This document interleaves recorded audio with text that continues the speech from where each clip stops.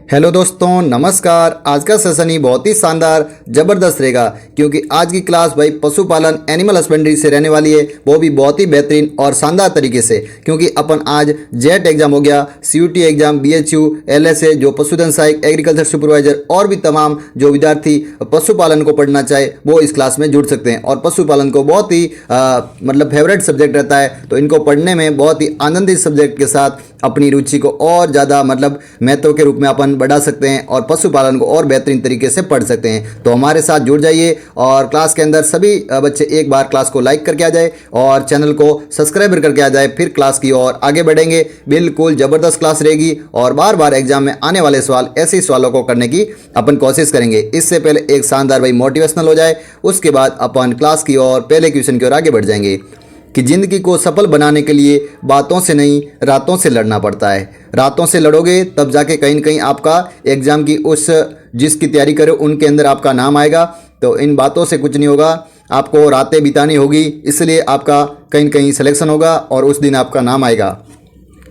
अब पहले क्वेश्चन से पहले आपको एक विशेष रूप से एक जानकारी दे दूं, तो अपनी भाई पशुपालन की और एलएसए एग्ज़ाम की तैयारी कर रहे हो तो भी, और भी जेट एग्जाम, सीयूटी एग्जाम और कृषि विशेषज्ञ, इनके लिए विशेष रूप से रेगुलर क्लासें लग रही है। तो प्रत्येक दिन जुड़ा करें। आपको अलग अलग शेड्यूल भी दे रखे हैं, उनमें भी आप देख लेना। टेलीग्राम पर जुड़ना चाहो तो आपको टेलीग्राम के माध्यम से शेड्यूल को बता देते हैं कि ये क्लास इस समय रहने वाली है। इस प्रकार से अपनी पहली क्लास सुबह 9 बजे रह जाएगी।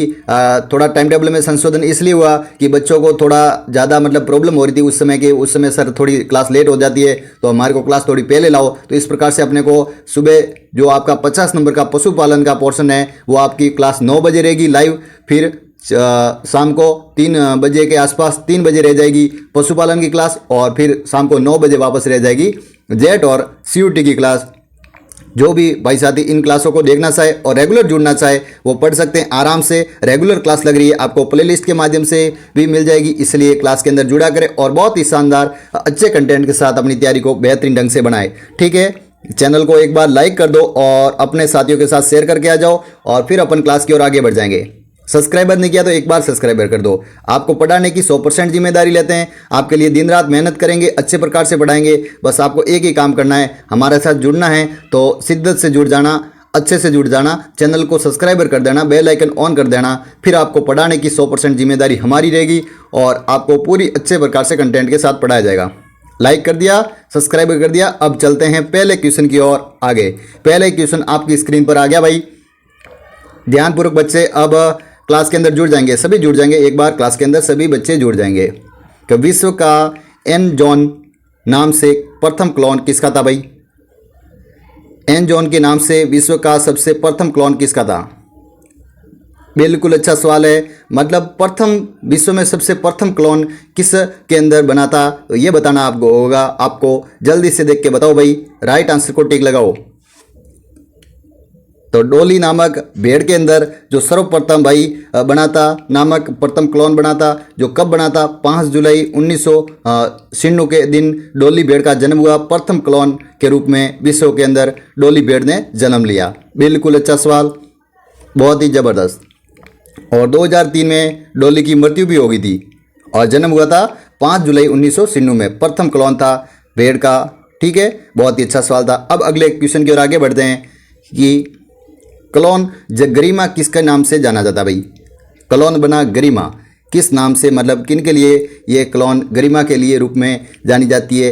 क्या भैंस की नस्ल है, गाय की है, भेड़ की है, या बीटी कपास के रूप में? ये तो ऐसी है, कोई नहीं। तीनों के बारे में आपको क्लोन के बारे में पूछा है तो बीटी कपास की एक प्रकार से क्लोन द्वारा तैयार किए जाते हैं ये भी।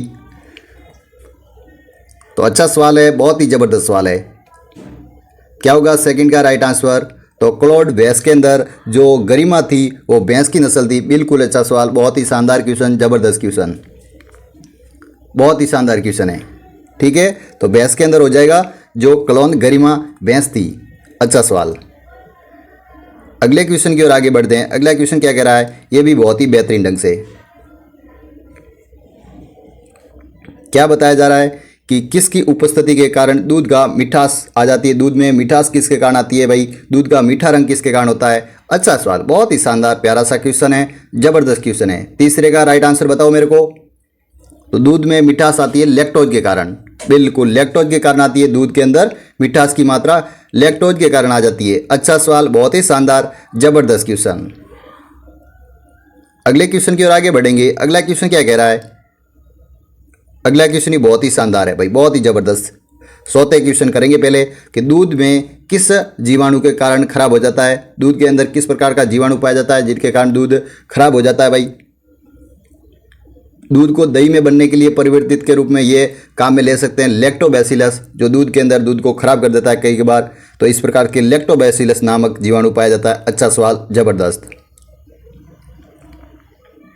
अगले क्वेश्चन की ओर आगे बढ़ेंगे। अगला क्वेश्चन ही बहुत ही जबरदस्त है, बहुत ही शानदार। आज पशुपालन की अपनी क्लास रहने वाली है। पशुपालन को आराम से पढ़े और मस्ती से पढ़े, बहुत ही अच्छी क्लास रहेगी आज की पशुपालन की। कि भैंस के दूध में औसतम वसा कितनी रहती है भाई? भैंस के दूध में औसतम वसा की मात्रा बतानी है आपको। ये आपको 11-12 की जो आपकी एनसीईआरटी बुक रहती है उनके अकॉर्डिंग ये आंकड़ा दे रखा है। तो वही आंकड़ा आपको उसके साथ आपको सही आंसर को कमेंट सेक्शन के माध्यम से बताना है।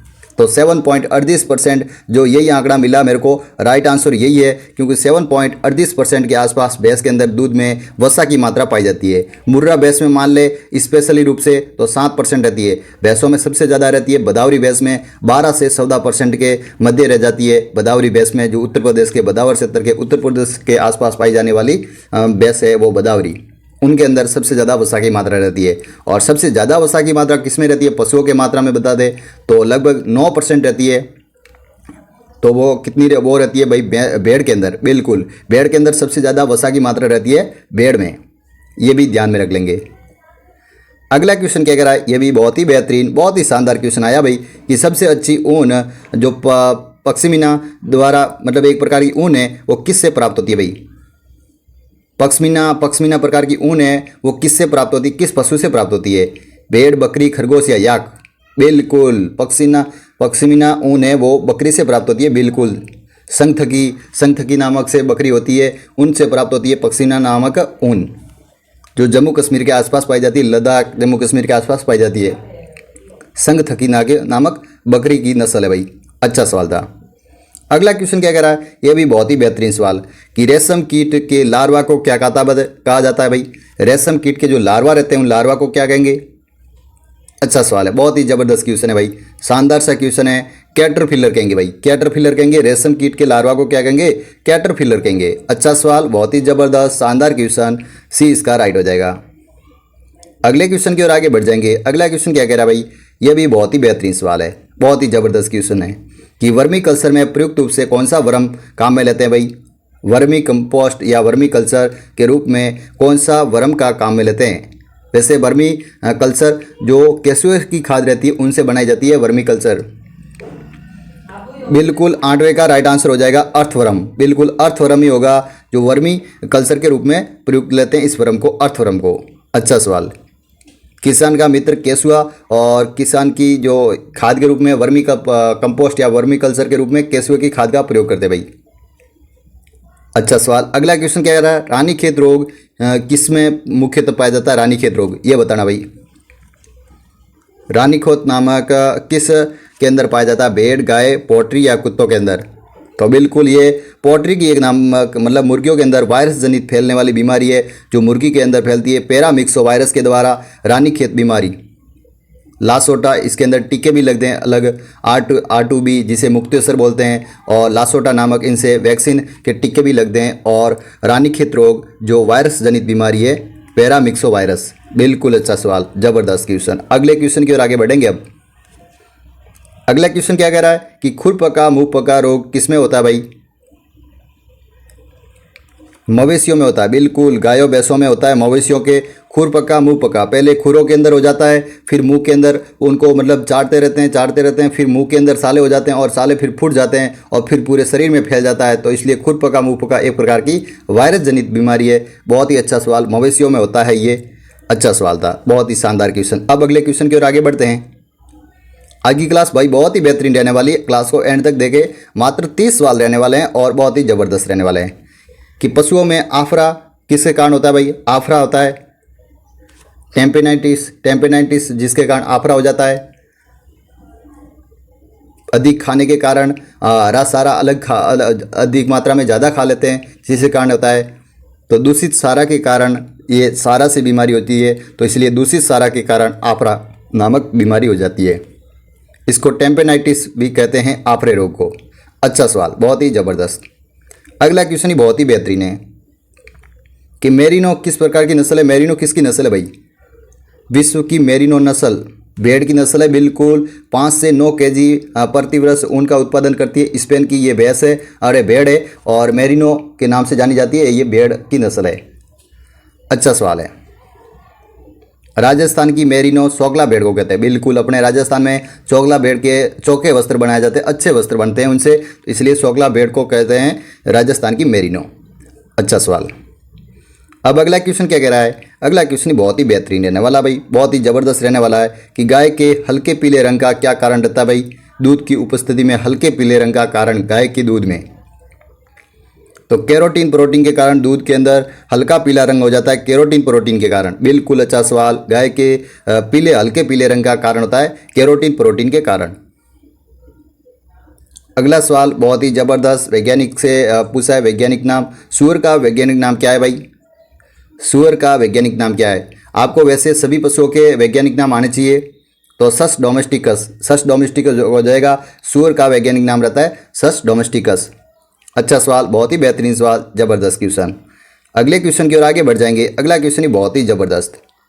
अब मात्र पीछे 15 सवाल रहे हैं, 15 सवाल अपने कर लिए कि मरुस्थल का हवाई जहाज या मरुस्थल का जहाज के रूप में अपन किसे जानते हैं, किस पशु को जानते हैं? तो इसे ऊँट को कहा जाता है भाई। रेगिस्तान का जहाज ऊँट को कहा जाता है भाई। ऊँट के पैर रहते हैं वो गद्देदार रहते हैं, जो आसानी से रेत के अंदर चलने के लिए बहुत ही मजबूत और सशक्त रहते हैं, मतलब मजबूत पैर रहते हैं, ताकि वो आराम से रेत को दौरों को आराम से पार कर सके, इसलिए रेगिस्तान का जहाज कहा जाता है ऊँट को। अच्छा सवाल। कैमेलस ड्रोमोडोरियस इसका वैज्ञानिक नाम रहता है, कैमेलस ड्रोमोडोरियस। और कैमेलस बैक्टीरियंस भी होते हैं, वो लद्दाख के अंदर पाए जाते हैं। और अपने यहाँ कैमेलस ड्रोमोडोरियस जो अपने भारतीय ऊँट होते हैं वो 1 कुबड़ वाले होते हैं, और लद्दाख के अंदर 2 कुबड़ वाले ऊँट पाए जाते हैं। बिल्कुल सभी जानकारी आप ध्यान में रखेंगे। मुर्गी का जंतु वैज्ञानिक नाम क्या है? जो मुर्गी रहती है उनका जंतु वैज्ञानिक नाम आपको बताना, वैज्ञानिक नाम क्या रहता है मुर्गी का? बिल्कुल, आपको ऑप्शन देखते ही पता लग गया कि गैलस डोमेस्टिकस कहते हैं। मुर्गी का वैज्ञानिक नाम रहता है गैलस डोमेस्टिकस। बिल्कुल अच्छा सवाल, शानदार क्वेश्चन, जबरदस्त क्वेश्चन। जिस भाई ने अभी तक अपने चैनल को सब्सक्राइबर नहीं किया है तो सब्सक्राइबर कर दो, ताकि आपको रेगुलर क्लास दे सके और बहुत ही बेहतरीन ढंग से क्लास दे सके। इसलिए प्रतिदिन जुड़ना है और क्लास को बहुत ही बेहतरीन ढंग से आपके क्लास को लाई जाएगी, इसलिए रेगुलर जुड़ा करो और बहुत ही बेहतरीन ढंग से पढ़ा करो। बॉम्बैक्स मोरई नामक लार्वा कौन होता है भाई? बॉम्बैक्स मोरई नामक लार्वा किसके अंदर होता है, ये बताना भाई। 70वें का राइट आंसर बताओ कि बॉम्बैक्स मोरई नामक लार्वा किसके अंदर होता है? तो कैटरपिलर के अंदर होता है। बिल्कुल राइट बता रहे हो, बिल्कुल राइट बता रहे हो। इसका सी राइट होगा भाई, कैटरपिलर। अच्छा सवाल, बहुत ही शानदार, जबरदस्त क्वेश्चन। अब 18वें सवाल की ओर आगे बढ़ेंगे। 18वां सवाल क्या कह रहा है? ये भी बहुत ही बेहतरीन कि रेशम कीट में जो विषाणु रोग कौन होता है भाई? रेशम कीट का विषाणु रोग कौन होता है? जल्दी से देख के राइट आंसर को टिक लगाओ, राइट आंसर को टिक मारो भाई। रेशम कीट का विषाणु रोग कौन होता है भाई? जल्दी से देख के राइट आंसर को टिक मार सकते हो, कमेंट सेक्शन के माध्यम से राइट आंसर बता सकते हो। तो फेब्राइन रोग होता है, जो रेशम कीट में विषाणु जनित फैलने वाली बीमारी है। फेब्राइन, ठीक है, पेब्राइन रोग होता है, जो रेशम कीट में विषाणु द्वारा फैलने वाली बीमारी भाई, पेब्राइन रोग होता है। अच्छा सवाल था। अब अगले क्वेश्चन की ओर आगे बढ़ते हैं। अगला क्वेश्चन ही बहुत ही शानदार, जबरदस्त रहने वाला है कि कौन सी वस्तु एक कीट का स्त्राव करती है, मतलब वस्तु जो कीट का स्त्राव करती है। कीट के लिए कौन स्त्राव करती है? कोरल, शहद, लाख या इनमें से कोई नहीं? बिल्कुल लाख का स्त्राव करती है। अच्छा सवाल है, बहुत ही ज़बरदस्त है। कीट किसका स्त्राव करती है? लाख का स्त्राव करती है। रेशम कीट एक प्रकार के कीट है, वो रेशम कीट किनका निर्माण करते हैं? लाख का निर्माण करते हैं। यही सवाल था। अब 20वें का राइट आंसर टिक कर लगाओ। राइट आंसर क्या होगा भाई कि जो रेशम उद्योग के रूप में अपन किसके रूप में, रेशम के रूप में क्या लिए पालन के रूप में लेते हैं? एपीकल्चर के रूप में, हॉर्टिकल्चर के रूप में, सेरिकल्चर के रूप में या पिसिकल्चर के रूप में। तो रेशम कीट पालन का अपन सेरिकल्चर के अंदर काम में लेते हैं भाई, सेरिकल्चर कहा जाता है इसके पालन, रेशम कीट का पालन सेरिकल्चर के रूप में। हॉर्टिकल्चर किस में होगा? उद्यानिकी विज्ञान। एपीकल्चर किस में होगा? मधुमक्खी पालन। पिसिकल्चर किस में होगा? मत्स्य पालन, मछली पालन। अच्छे सवाल, बहुत ही जबरदस्त शानदार क्वेश्चन है। अगला क्वेश्चन क्या कह रहा है? यह भी बहुत ही बेहतरीन ढंग से अच्छा सवाल है। क्या बताया जा रहा है कि मुर्गी पालन में अंडे उत्पादन के लिए भारत में विश्व में कौन सा स्थान है? मुर्गी का अंडे उत्पादन में भारत का तीसरा स्थान है और मांस उत्पादन में भारत का 8वां स्थान है। ये ध्यान में रख लेंगे।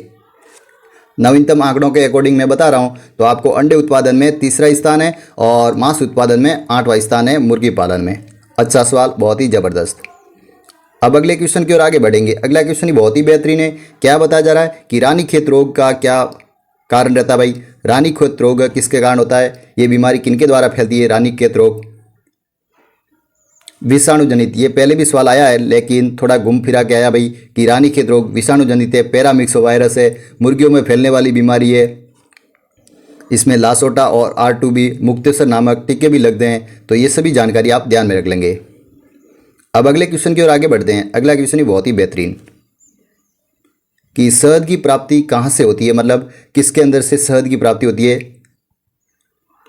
मधुमक्खी, जो जिनका वैज्ञानिक नाम इस प्रकार से पूछ सकते हैं, वो किसके द्वारा शहद की प्राप्ति करते हैं? तो एपिस डोर्सेटा के द्वारा अपन शहद की प्राप्ति कर सकते हैं। मधुमक्खियों से अपन शहद लेते हैं, मधुमक्खी पालन से अपना रोजगार कमा सकते हैं, उनसे अपने शहद प्राप्ति के लिए उनको काम में लेते हैं। एपिस डोर्सेटा।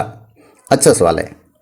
अगला क्वेश्चन क्या कह रहा है? यह भी बहुत ही बेहतरीन सवाल, बहुत ही शानदार क्वेश्चन भाई आपकी स्क्रीन पर आया है। किस पदार्थ के स्त्राव से रेशम सूत बनाया जाता है? मतलब धागे के रूप में रेशम सूत के रूप में बनाया जाता है, किसके स्त्राव के रेशम सूत के कारण?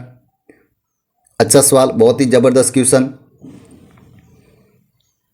तो सेरीसीन के द्वारा बनाया जाता है भाई, रेशम सूत के धागे के रूप में, स्त्राव के रूप में, सेरीसीन के रूप में बनाया जाता है। अगले क्वेश्चन की ओर आगे बढ़ जाएंगे। अगला क्वेश्चन ये बहुत ही जबरदस्त रहने वाला है कि घोड़े का वैज्ञानिक नाम क्या है भाई? घोड़ा इक्वस कैबुलस या इक्वेस कैबुलस इसका वैज्ञानिक नाम रहता है भाई।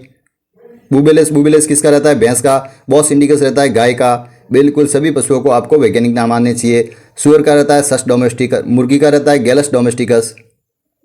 अच्छे प्रकार से आपको ध्यान में रख लेना।